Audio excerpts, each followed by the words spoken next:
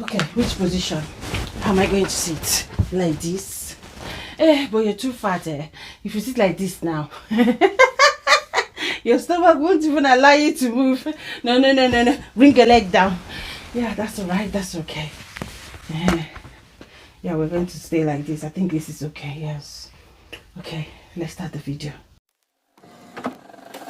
I just can't let you go. Lord knows that I've tried. Hello wonderful people, welcome to my channel. How are you all doing? I hope you guys are doing good. Thanks for tuning in and thanks for watching today's video. Right, today we are doing story time. Story. Once upon a time. You know what? I think this story is going to be really fun. This is my story. This is a mystery that happened to me and I would love to share with you guys because each and every time I remember this, it keeps getting me to imagine a lot. Is this real? How come? I still do not understand how it happened, but this is real. So maybe share with you guys might educate me more about things I need to know about the mystery that happened to me. Me receiving miracle money, ghost money, the dead sent money to me from heaven. This is all they said it is, but this is what it looks like. But I will leave all of you to judge this story because I'm just an innocent babe here, lucky to just get this money, and the money come at the right time. So if you want to know about how God sent me money and everything about it, stay tuned, relax, get your popcorn and a cup of tea. Let's start the story. This story has a little bit of beginning, which we are not going to talk about. I will also try to start give a summary of the beginning, which I think most of you know about it. It's nothing but me. I have shared with you guys this year as well. January, yes, that was 10 years I lost the father of my kids, and this is how this miracle ghost money started. So when I lost my late husband, that's after a while, that's the time I got the opportunity to travel to UK to come in and study, to really help myself and at the same time help the children, because this is a goal, this is a dream that I also love and I want to achieve. And when this started, all the applications started, I got the support from my in-law. They even started this application, they supported me and they gave me the opportunity to say, I think this will help me to freshen up by leaving the country and getting myself involved with study, trying to distract me from not focusing on the lost and at the same time try to move on because I was very young. This was how it was placed. And I was a bit about it because it was just immediately I lost my husband that this opportunity comes up. So when they started, my in-laws gave me their support and at the same time I have to support as well because I was working then. So, and everybody should expect that I should have savings, which I have, but which it was just little but not enough. When I was doing the application, because the school I applied for in Leicester invited me for an interview. So when I passed the interview, they offered me the conditional offer. Well, at first, the unconditional was the one given to me. After the interview, they now give me the conditional offer, which is straight ahead to go and apply for my visa to come and study in England. So when that time comes, I have to carry all the documents that I have that is required according to the legal advice given to me. So I carried everything and went to the embassy. I was living in Imo State in Nigeria, but the center which I used to apply for my visa was in Abuja. So I have to travel. I'm traveling to Abuja by road. I am not sure, quote me wrong, I think it should be about 5 to 6 hours or 4 hours. I am not sure, guys, please, I'm not very sure. And this girl do not like traveling on the road. I like air. 30 minutes, you're there. So I have to fly to Abuja. Reaching to Abuja, I lodged in a hotel because of what happened to me that time. My husband was kidnapped, and after paying the ransom, and they still killed him. So that was so much anxiety, and at the same time, I lose trust to manhood. What? Bro, what are you talking about, man?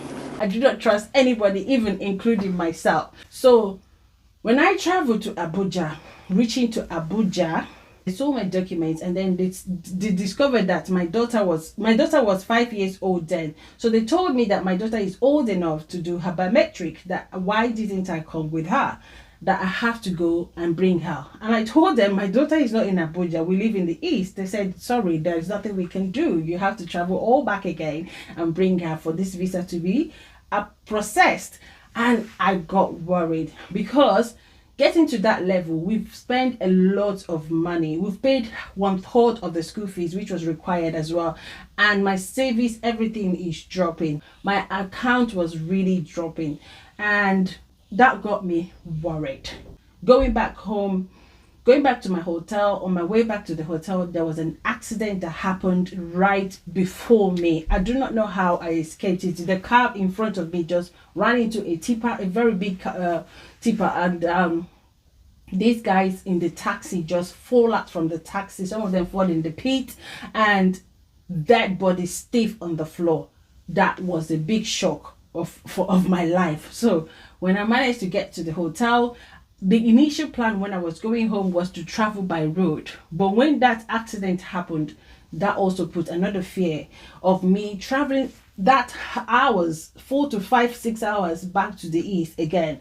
So I was just worried. I was just confused, and I do not know anybody to talk to. I do not even want to talk to anybody as well to even know the plans I am having. That's the major thing. It's not like I don't have anybody to talk to. I have a lot of people to talk to.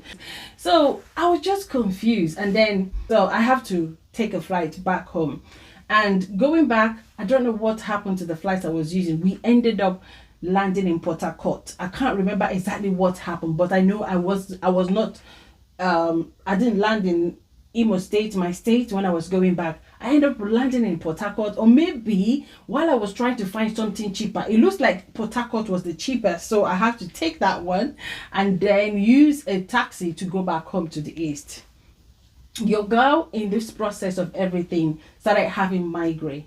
Even when I would get to Port Harcourt, I was in the taxi was taking me back to the East to my house. I was just holding my head like this because the head is going nuts. I was thinking too much, way out, how to get money to bring my daughter back.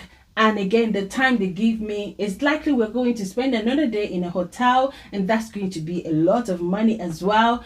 And when I come back, my kids also have some bills and things we need to want money. So if I spend all the money in this visa thing, how am I going to survive? How am I going to cope? Though my parents was alive and everything, we're even staying with our parents as well. But your girl need money. I didn't talk to my family. I didn't want to disturb them. This is me. I don't like inconveniencing you. I don't like this. I just like when you look at me and you see that I have a problem, you start solving it. This is my on the head. So I didn't know. I didn't want to disturb them because this, I do not want to really cause so much drama about it. So I tried to manage things the way I could. Even I just prayed that night, and what came up to my mind, I was bold enough to tell my accountant where I worked then that I want her to pay me my wages in arrears, that I don't mind, they should take it off my wages every month, or maybe they don't pay me for the month I'm taking off. And then I also speak to the manager, and they were all happy with that. That was the plan. So after that, I slept. Then the next day, waking up, got my daughter ready and myself. So when I was about getting myself ready, that was when I went to the suitcase that I traveled to Abuja with. Once I opened it to get my toiletries to go and shower, that was the beginning of it. Lo and behold, money all over my suitcase. I was like, what? Where is this money coming from? And this money comes in different ways. 2 different types of money. One is my currency, Nigerian currency, which is known as Naira.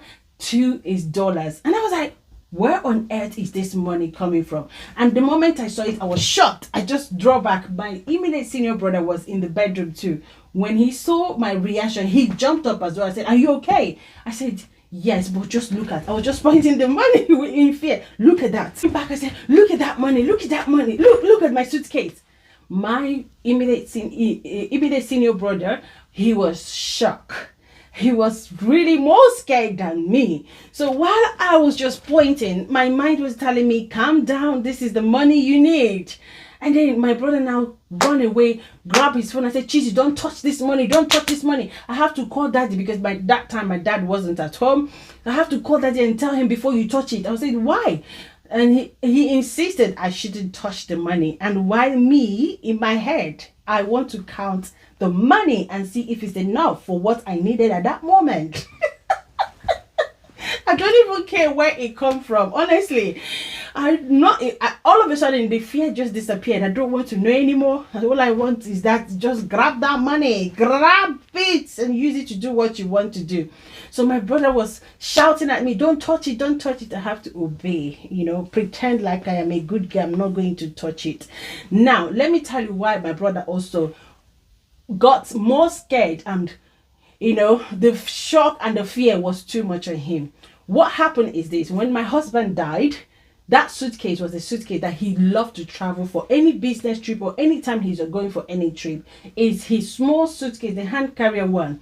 So what happened when he died? I grabbed that suitcase and I gave it to him and said, "This is my husband's suitcase that he used to go anywhere he wants to go, and I'm sure most of the important documents will be there, or if not, taking cash, because that's a business trip suitcase."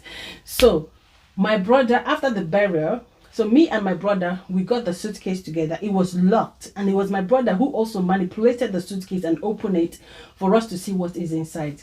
So we opened it, we saw some important documents, and I wasn't even looking at the documents. Your girl was also looking for money that time. That's what me and my brother were talking about. How will we put money? There will be money. Because I've seen my husband put money there before, big money. So there will be money, there will be money. So we opened the bag, ransack it, front and back, open every edge, pass every zips and every purse, every side of the suitcase. There was nothing, not even 1 naira found. So this is why. Did you get it? This is why my brother was shocked, more shocked than me, because he did this together with me. We didn't see any money, and then all of a sudden, money was just scattered. When I opened the suitcase, the side bag, there's always a net in the inner bag on the suitcase. There's a nest, and so that's what the money was. That side was just full with money. So my brother was so shocked because he was the one that opened that suitcase the first day since my husband died. I can understand. What about you? Wouldn't you get scared if you have such experience? But me, be that I've had migraine, headache all night looking for money, I threw my fear away. I said, "This money, now you I need." Wherever it come, I don't care. So while my brother was on call with my daddy, all I did was I have to now quickly get into the suitcase, bring the bundle of money also that I kept in there, which was the visa fee for me and my children. Bring it out to check maybe if it's accidentally fall over or get into that place. My own money was intact, wrapped the way it was wrapped from the bank when I got it. So everything was complete, nothing was missing. When I finished, I look at the window to see if my brother is still on phone call. He was still there. Boom! Your girl get into that money, man. When my brother finished, he sees me now counting it. He shouted at me, "Jesus, don't touch that money, you crazy." I said, did daddy say not touch it? He said, Anyways, daddy was shocked too. But at the end of the whole thing, he couldn't understand the mystery, how all of a sudden money was found in the suitcase I was using. It wasn't like I've not been using the suitcase. I was using the suitcase and all of a sudden money just popping. So he concluded that maybe it could be the spirit of my late husband sent the money, the ghost or the spirit sent that money. And that my daddy said he was convinced now, because my daddy also make a confession that he was thinking allowing us go to UK when my husband, I've not finished money my husband then. He was thinking maybe it's not going to be good and his spirit will not be happy for me to do such a step, to take such a step. So seeing that money, that is a proof to him that whatever I'm doing now, my husband is happy wherever he is, and that he is strongly in support of it. That he told my brother, "Don't worry, that I should take the money. That's when I now told my brother my incident, how I've been thinking about my money, how to get money, the plans I have, and all of a sudden, lo and behold, and my brother was like, this is now convincing that it could be your husband. True, like daddy suggested that to do that. So what do you think? I don't know. Let me know on the comment section. That's what we believed. And nobody, I've not even told any of my in-laws about these stories, honestly.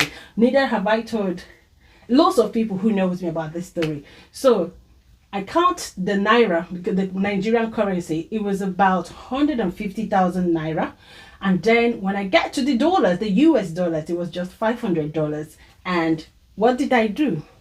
I packed the money. I must also say this.